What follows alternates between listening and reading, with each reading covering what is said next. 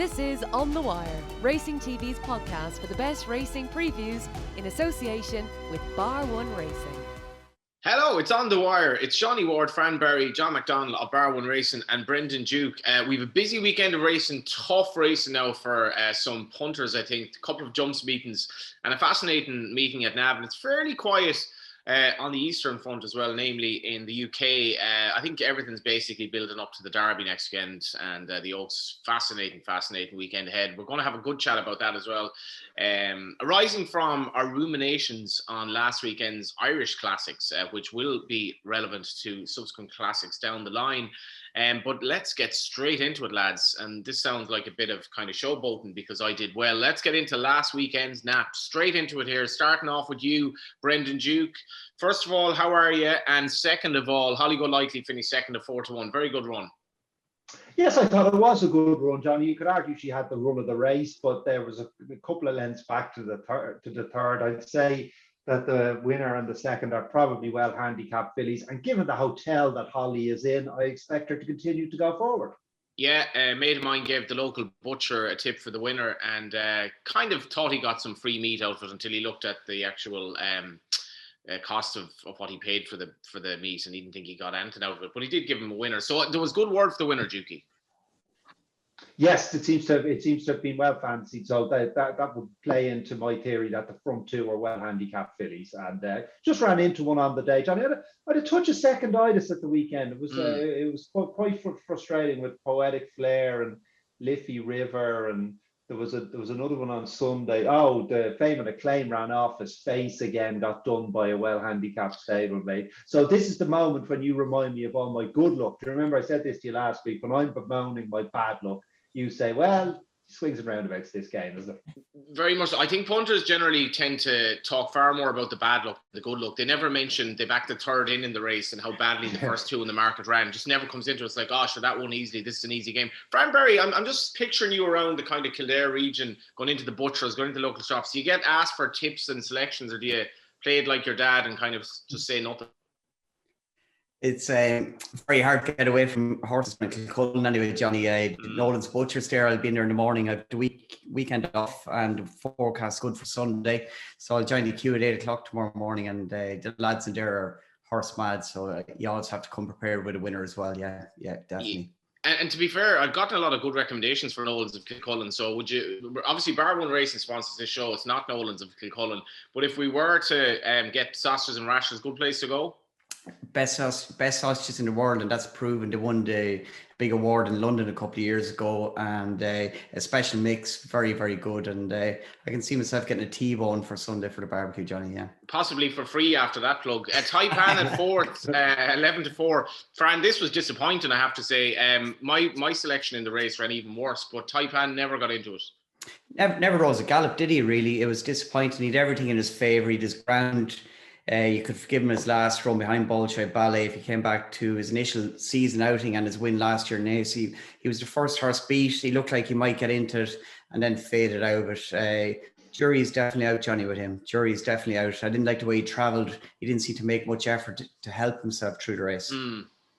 It was all going so well as well with our naps because Castle star Johnny Mack. This is a very exciting performance, and one which prompted Chris Hayes, I think he was talking to the race poster in the week, to really extol the qualities of this horse. Won at 5-2 very easily.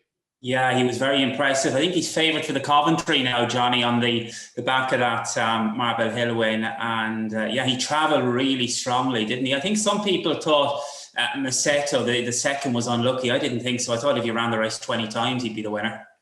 Yeah, and this is probably a good time to now look at our classics from last weekend. My selection was Max Sweeney. He did win, but it was a bit of a scare.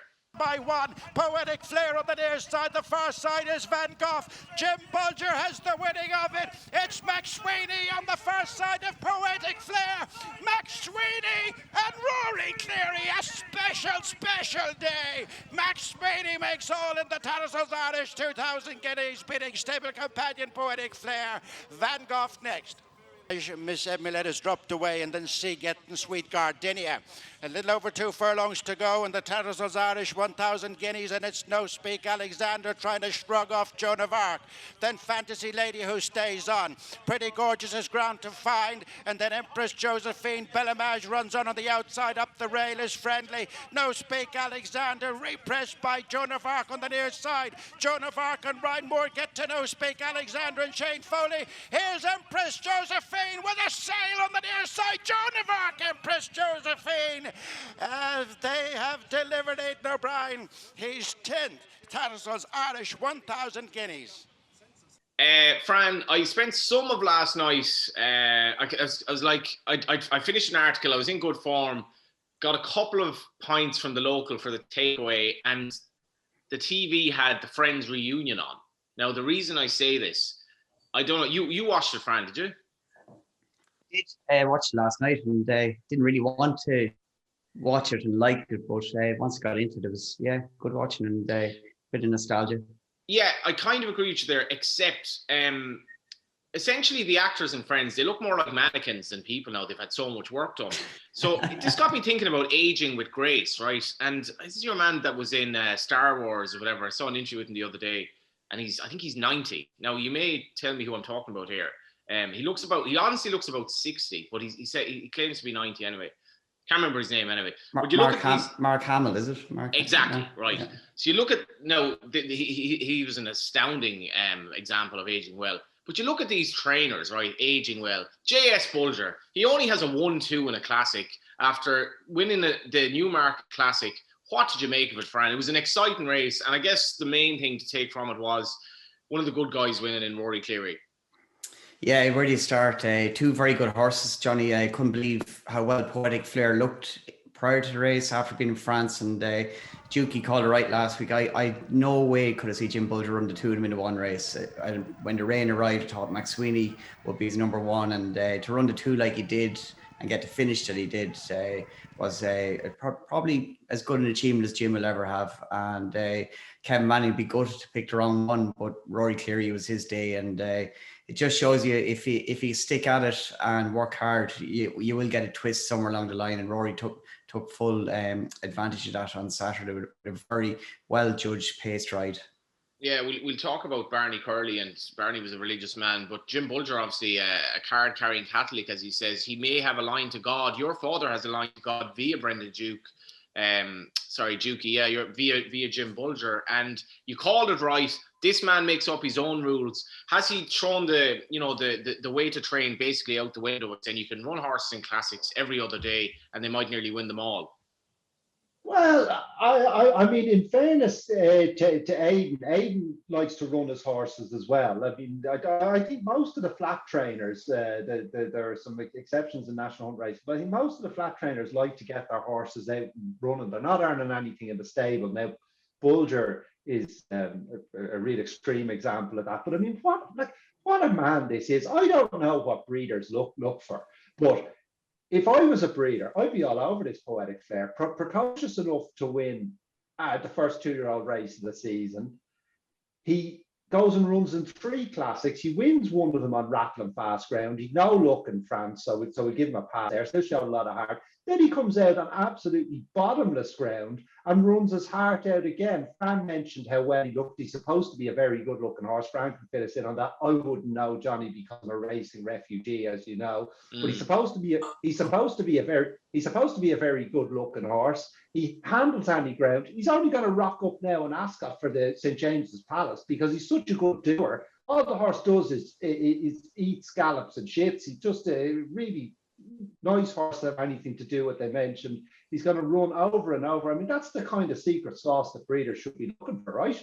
It is mad, Fran, that you get these stories of redemption, and obviously Dawn Approach comes to mind here because he was clearly not a stallion that was flavour of the month by any stretch, but he does have a stallion prospect here. You can't knock what Dukey's saying here. This horse does tick a lot of boxes. Oh, very much so. He's got the pedigree. He's got the physique, as Dukey said. I've lucky enough seen him in the flesh a couple of times. Beautiful looking horse, and the constitution out to go with it. And all grounds come alike to him.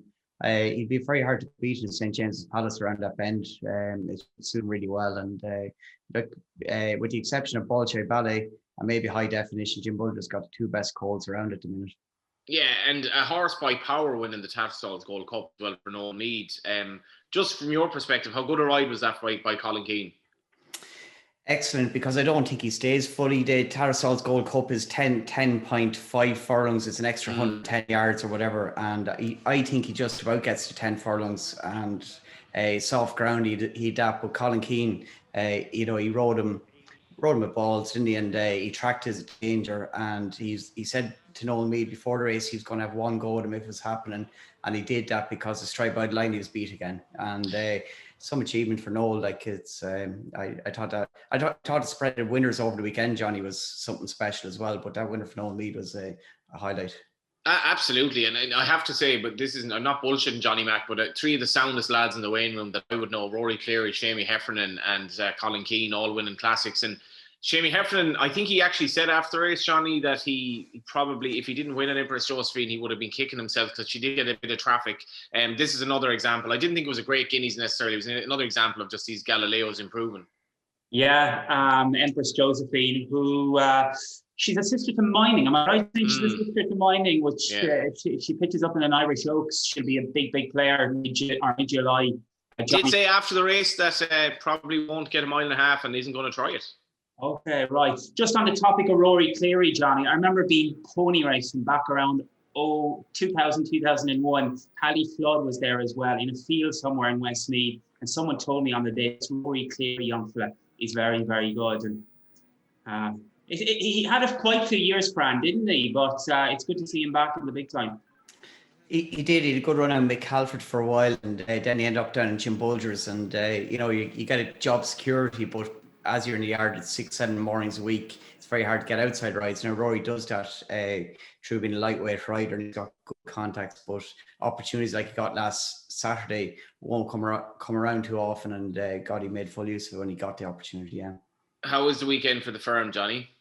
Okay, Johnny. The big races were results. Empress Josephine, we basically got the book there. Max Swinney was a very good result, and Helvic Dream was a screamer as well in the Palace Gold Cup. Getting Broome beat was a big result.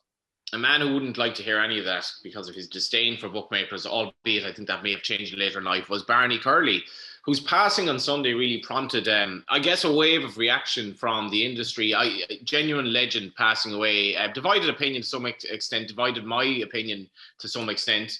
But I guess his legacy would be great. I spoke to Tom Queally actually for an article new for the Currency last night, but Tom's brother Declan, who rode out his claim at Limerick with an easy winner that he rode himself yesterday as a trainer, Declan had some relationship with Barney as well, learned some things from him and spoke to Gary O'Brien afterwards.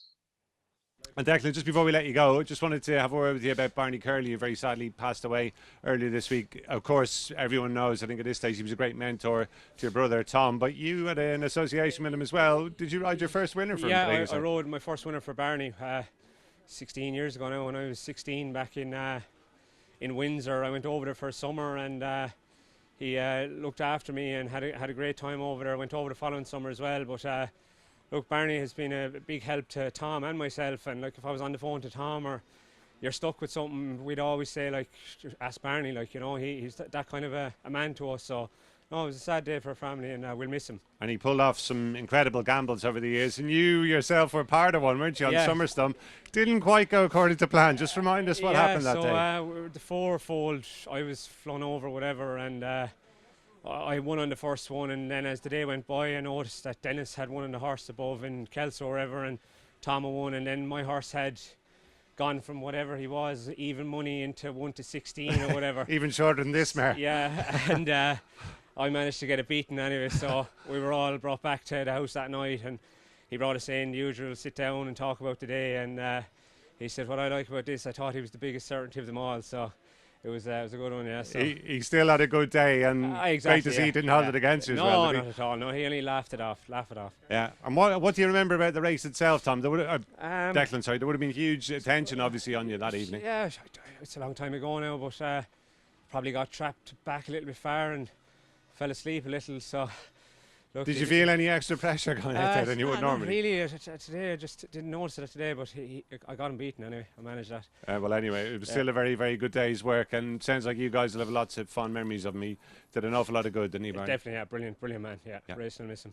Declan, great to catch up with you. Well done, and congratulations again on riding out the claim. Thanks very much. Thank you. Cheers. Yeah, bye. Dukey, I spoke to a professional gambler actually during the week. He said Barney's basically my hero. And I look back on the clip of him at a racing preview in Galway. I think it was 3 years after his famous 2014 coup.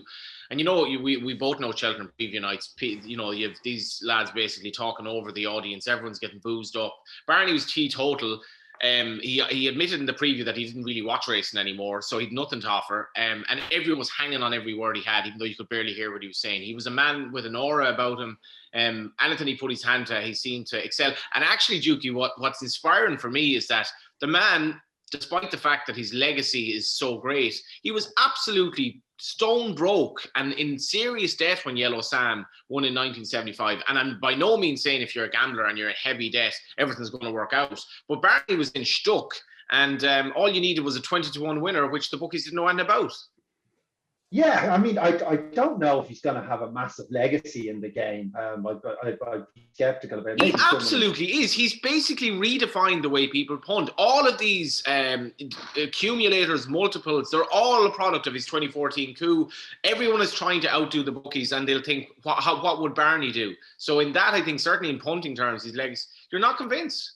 I'm not convinced. Maybe gambling is such a fluid industry. Maybe in 100 years, someone will write a book about him, like the Druids Lodge Confederacy. But I think he'll ultimately be a bit of a footnote in racing history. Now, perhaps in his charity work, of course, because well, no. I mean, you're a footnote in racing history after all this. Oh, absolutely. Well, I never even made a paw print in racing history. I always found him an interesting character, actually, because there is this thing that people say about up to a certain point you wear your face, and say after 50 years your face wears you. So he always struck me as a character with an air of melancholy about him. You know the way JP. He's sparkly eyed and he looks like he's done plenty of smiling in his life. Barney never looked like he raised a smile in his life at all. Now he had a tough upbringing and what have you. And I whatever about legacies and what have you, I think legacies are overplayed, to be honest with you. But whatever about them, I am in awe of anyone who makes a living punting, because it's a hard way to make an easy living. Interesting stuff there. Again, Fran, this just proves, as did Jim Bolger and Aidan O'Brien last weekend, what could we achieve if we didn't drink? Barney was teetotal, and look at what he achieves. And here the four of us are scrimmaging for a living on a podcast here. But did you ever ride for him? I presume you didn't. And what were your thoughts on BJ Curley in general? I'd never met him, actually. No dealings with him, but obviously you look on, the game is losing a lot of colourful characters, isn't it? That generation of lads that had to play to survive or whatever. And I think it's the end of an era or a timeline in racing, if you like. Good one on that four-timer. What was it, 2014, Johnny said? Yeah. The last bit of important work was done at Kempton Park racecourse a week or 10 days beforehand. And Barney obviously didn't want to be seen at the track in the morning, even if somebody copped him or whatever, ground staff. So there's a BP garage around the back, and he apparently parked the car there, got up on the roof, and you can look into Kempton Park at the 2 furlong marker. So that's where he does sightseeing for the last bit of work that Four Horses done, apparently. Yeah. It's actually lovely, Johnny Mac, because the more, as I was researching a piece of them this week, the more I learned about stories like Fran is saying there, because there were aspects to, apparently, and I was talking to Ray Farrell, a bookmaker from a famous family, and he was telling me in 75 there was supposed to be a geezer monitoring the phone box, and this is kind of not really told, but because some of the race courses only had one line of communication. Bellewstown was one of them for the bookmakers to lay off the SP or whatever, but the geezer who was supposed to be minding the phone box apparently got a serious bout of diarrhea, right? And Ray Farrell was 15 or so at the time, and his dad Charlie was looking over in the outer ring at Bellewstown, and Sean Graham was just kept going big. This Yellow Sam kept going big. So I think the word that he used, he's hawking him. This horse is dead. So I think Sean Graham went 33s. So the other bookies eventually followed like you do, returned 20s. Sean Graham cheered the horse home like with gay abandon, and everyone was like, what's going on here? Sean Graham was owed about 30 grand by Barney, and Sean Graham was in on it. Away. Yes, the betting landscape nowadays, Johnny, is much different, isn't it? So it's very hard to instigate one of those coups. I mean, Brendan, you're from a trading background yourself, and I mean, everything is linked nowadays, so it's very hard to carry off that, isn't it? Yes, it is tricky. There are now, Johnny makes a fair point, there are still issues around multiple liabilities that if you do it at the right time, as we saw with that gamble that was almost pulled off, was it in January? The horse was fourth in the last leg of it in Luxembourg. That you can do it, but of course it's like the poachers and the gamekeepers. The poachers always have to try and stay one step ahead of the gamekeepers, and it's getting harder and harder for the poachers with technology, Johnny. This is it. And Chris Cook has an article on this, the Race Post today. I haven't read it yet, but I think there are a lot of dud gambles going on now. And I have this theory that there's someone out there who's going to have a load of these dud gambles on horses that are linked to various trainers. The trainers probably won't know anything about it.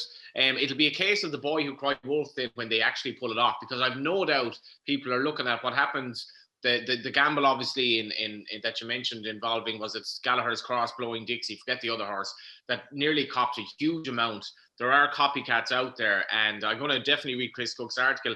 Just to finish up, Johnny Mac, it's a legacy he will leave, and I've seen you in the ring in Dundalk as well. In terms of like the characters that are there, we don't want to lose that, and it's been a terrible year for bookmakers. I know some who really struggled because they've had no work, and they go back to an uncertain future. Oh yeah, but I actually spoke to Conor O'Neill from Punchestown on the phone this morning, and they're sounding quite optimistic. There is a bit of light there now, Johnny, and it's getting the older people back. I think the bigger meetings will survive, Johnny. It's the smaller meetings. I know we're going a bit off topic. It's getting life back into those smaller meetings, isn't it? And getting the older people back to racecourses. Forgiven, Forgotten, and all of that. Forgive and Forget was obviously a horse that Barney was associated with, one of the more high profile, and let's go down memory lane. As they come to the second last, Forgive and Forget challenging over on the far side, the sheepskin nose band, Dromedani in the centre, on the near side is Coomstitch, half free there, the leader from Forgive and Forget, Barine Prince is putting in a challenge too, a wide open race as they come to the final fence now, Forgive and Forget over on the far side with a fractional advantage, Forgive and Forget lands in the lead now from half free, Barine Prince putting in a run, right hand man trying to get in the picture too, but it's Forgive and Forget being pressed by right hand man as they race up towards the line. Forgive and Forget from right hand man. Forgive and Forget is going to win the Tout Cheltenham Gold Cup. Second is right hand man. Third is Earl's Brigand. Fourth Dromedani. That's the 1, 2, 3, 4. Yeah, as I said at the start of the show, Fran, it's not the most appealing betting weekend, right? So I'm going to ask you we'll go through Saturday. I'm going to go through Saturday with the four of you, starting with you, Fran. And Saturday entails an interesting card at Punchestown. I suppose one of the most interesting aspects for me here was seeing Battle Over Dying rock up in a handicap chase. Jordan Gainsford riding, that's the 150, and I don't think he'll be favoured either. Yeah, it's good to see him out, and obviously one upside to this bad weather at the minute is we're getting good jumpers running at Punchestown this weekend. There's a couple of interesting ones, and that is one as well, and so forth. Up home, and Battle Over Dying, Jordan Gainford taking a ride. How are them horses running? I don't know if the Foster team are in great form at the minute, and I'd be prepared to watch any of them at the minute. The likes of Jack Hackett, likes around there. Zara Kariva down the bottom at 9 stone 12 would make appeal also. But trappy little race, Johnny. A good race, but a trappy race. The 410, that handicap pearl, that's a cracking handicap pearl over 2 miles. I thought Act of God was interesting for Rachel Blackmore taking a ride for Edward O'Grady. Had a comeback run recently, didn't run too badly after being off the track for quite a length of time. Just thought that was of interest. Yeah, Lamuzini in that handicap chase. I'm not inclined to back JP horses on handicap debut, but this horse is off 202 days. Just might be ready. I think there's a pace angle in this race as well. There should be plenty of horses up top. Another horse that interested me, Juki, was actually in that 2 mile handicap hurdle that Fran mentioned. If I can find it here. Was it winner takes it all? No, well, I don't think he'll handle the ground. It was golden. Winner takes it all is definitely a well-handicapped horse. By Nathaniel, though, wants better ground. It was actually Golden Jewel, right? So I looked into Golden Jewel. Golden Jewel's been running in better race than this, running very well. But he hasn't won in like 2.5 years or something. So I was like, yeah, Freyak Moore obviously won well in Wexford last time. Anything on the card for you, Jukey? Well, I mean, just a general theme of scratching around, Johnny. I take your point about the ground for winner takes it all, but I was just so struck by the price he went off. He went off 130 favourite for a classy and competitive handicap hurdle at Leopardstown over Christmas. Did blow out, to be fair, but does look a well-handicapped horse based on his flat exploits. And I nearly take a chance that they were right at Christmas and back him on Saturday. But I'm not even sure if I'll have a bet. Yeah, I think I wouldn't be surprised if that horse rocked up in Galway, to be honest, because, you know, I'm presuming you get better ground. But again, as we've seen in May, I mean, weather just is completely nuts anymore in Ireland. Grange Clare West, Johnny Mac, is obviously an interesting one. This horse was bought for a fortune. Cheveley Park, they don't seem to spend cheap on anything. Obviously, we saw a horse win the bumper and tip during the week that cost an eye-watering amount. Jodie Townend riding for William Mullins, one of the more notable runners on the card. Yeah, they had a nice bumper winner at Limerick last night. Yeah, he cost 430 out of Dennis Murphy's yard. He won a Linkstown point. Just back to that, you mentioned Johnny. John Quealy's horse, the Arcadian Sunrise. I thought he had a massive chance. Yeah. He ran really well in a handicap at Punchestown the last day. I think it was in that Golden Jewel race. He's winning form on soft ground. Dennis O'Regan has won 3 of his 4 starts on him. I think he's a huge player. That run at Punchestown the last day was his first run for 6 months or something, so maybe he can improve off that. I think there's a big case to be made for him. Yeah, he's not a bad horse at all. In fairness, travels well in his races, and I know our listeners and viewers are dying to hear our naps after our success last week. We'll just have to wait another few minutes because we'll get through Sunday's card. Starting with you, Fran, anything at Punchestown, and if not, what do you like at Navan? I think Navan might be the main talking point, just because I guess we're maybe a little bit more in flat mode, despite the fact we've massive fields at Punchestown. Yeah, Punchestown, first of all, that second race, Dame de Campion comes over, Nicky Henderson's mare, and is interested off 145. But down the line in that one, Johnny, number 8, Jaron Mead, trained by Noel Mead, that horse ran really well at the Punchestown Festival, and I'd say it's not as competitive a race as what he contested. I think he's a horse with a really big day in him, and I'd imagine all roads will lead to the Galway plate with him, but Saturday or Sunday should suit him well. Navan, a decent flat card actually. Navan, yeah. I thought the 4 or 5, that 40 grand 3-year-old only handicap, if the ground didn't deteriorate too much by Sunday, if you had 2 dry days, Snowy Owl down at the bottom was interesting, 8 stone 7, ran into, I'd say, decent horses for William Bruce the last day at Leopardstown, just got going a little bit too late. Should be all the better for that. And in the 440, do we give a nap now, or we wait till the we can wait, actually. Wait, yeah. Why not wait?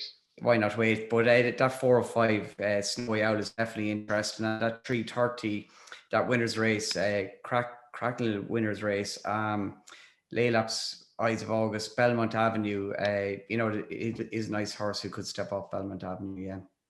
Yeah, it is a good race, actually. What do you like? Aidan has some interesting runners, as you'd expect.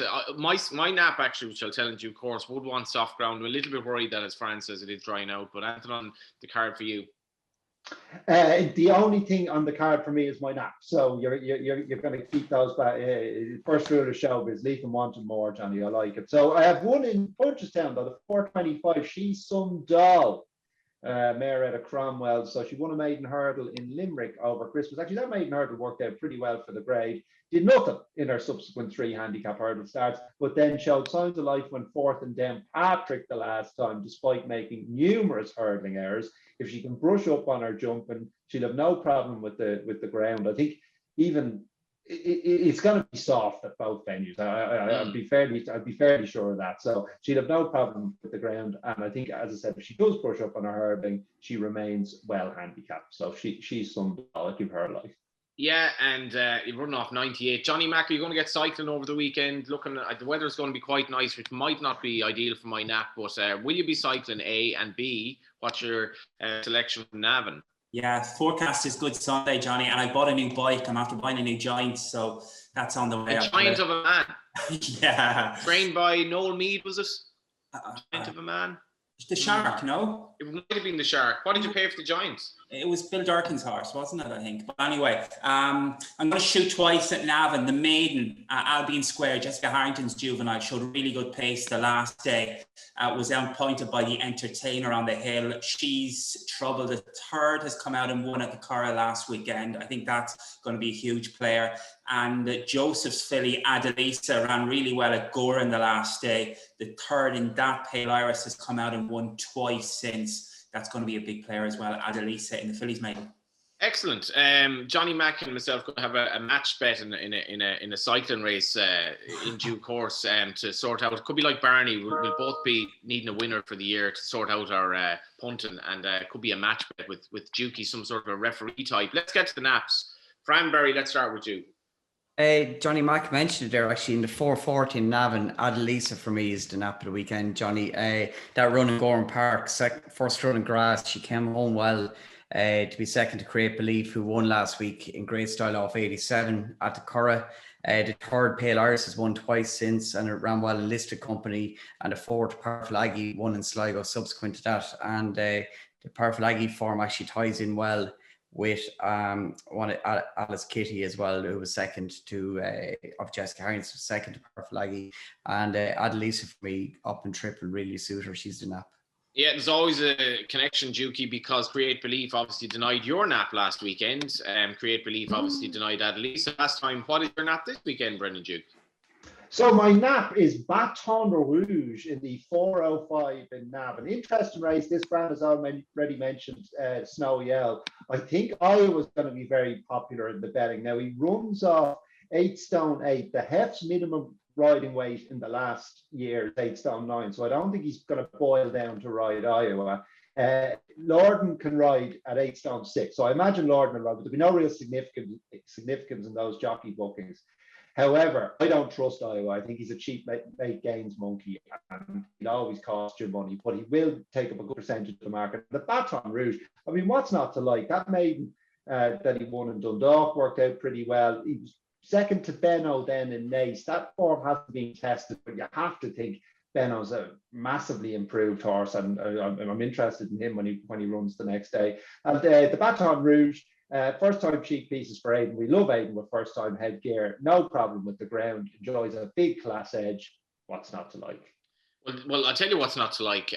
This is dreadful news because my nap is in that race as well. So the amazing, we talk about Barney Curley, the amazing 4-timer and Yankee and Lucky 15 that obviously is going to have the bookies running for cover every week here and on the wire. It's not going to happen. It's going to be a treble, and you'll be picking between mine and Dukey's if you do that. In due course, I'll tell you what mine is. What's yours, Johnny Mack? Mine is Albion Square. I'm going to go with Albion Square after that good run the last day. Before I finish, Johnny, we're going to be price boosting the favourites at Bar One Racing at Beverly Saturday, Punchestown Sunday. If you like any favourites there, get on to bar1racing.com or get into the shops. Lovely stuff. My nap is Doolin Dancer in the 4:05. Second one for Ken Condon. This horse, I was actually doing the race post analysis. This horse won in Killarney in October. There was a significant non-runner in that race, but he's from a family of a load of winners by Fast Company. So definitely it was yielding to soft at Killarney. So I'd say it'll be something similar at Navan. His run at Dundalk in March, I look back on it there this morning, Billy Lee rode him for the first time. Billy Lee didn't hit him at all. He really looked after him. I get the impression, in general, Fran, Fast Company horse, a lot of them would want a bit of an ease. I got the impression this horse wasn't in love with the turfs at Dundalk the last day. Yeah, he was very good in Killarney that day. That was extremely testing going, Johnny. I just wonder, is he well handicapped off 89 and not? And I'd have to see him again, but it definitely back on the grass with a cut in the ground should suit him well. And Ken's horse are starting to just hit a bit of form now also. Yeah, and his horses it's not a gambling yard really at all, so you often get value. Just the horse that he beat at Killarney, Let Me Pass, was competitive afterwards, rated in the 90s, so there's a case to be made that he's not badly handicapped. I think Ken might improve the horse a bit. How is John Knox keeping, Fran? He's still in touch with them? I haven't seen him for a while, but I'm told he's out in the Curra Gallops quite a bit, and he's with one or two different owners and looking after them, and on the Gallops of various trainers, and by all accounts in good form. And he's a new tenant coming into the yard. O'Donoghue might be his second name. He's assistant to Roger Varian, and he's moving back to Ireland in September to take over a part of John's yard, which is great to see because a big property like that, it's a shame to see it idle on the Curragh, and be interested to see how that new trainer does there. I did hear about that actually, yeah. And just before we finish up, we've heard of Johnny Mac's plans for the weekend. What are yours, Fran and Juki? First things first. Sorry, go ahead, Fran. Gaelic training with my son in the morning, and whatever, and then Sunday barbecue. Yeah, so he's a beautifully rounded man, Juki, isn't he? Gaelic training, tipping winners, bit of a barbecue, chi beans in the works. Obviously, chi bean, yeah. And an absolute renaissance man, but it turns out that if he's not working the weekend in Ireland, the racing in Ireland isn't of particularly high quality. So we'll use that as a barometer in future. I too am going to a barbecue on Sunday. My brother's birthday was during the week, and we're having a bit of a get together and having a barbecue on Sunday. So that should be a bit of sport. Beautiful. Thanks a million, lads, and we will be back next week with On The Wire. Best of luck with your selections this weekend. Do check out Bar One for their specials, and we'll talk to you next week.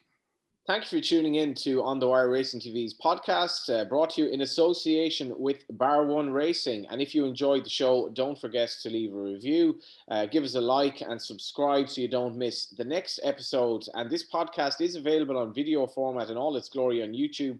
And you'll also find us on racingtv.com and on audio at Apple Podcasts, Spotify, and numerous other platforms. Don't forget, if you are having a bet this weekend following any of our selections or so on, gamble responsibly and do visit begambleaware.org for more information.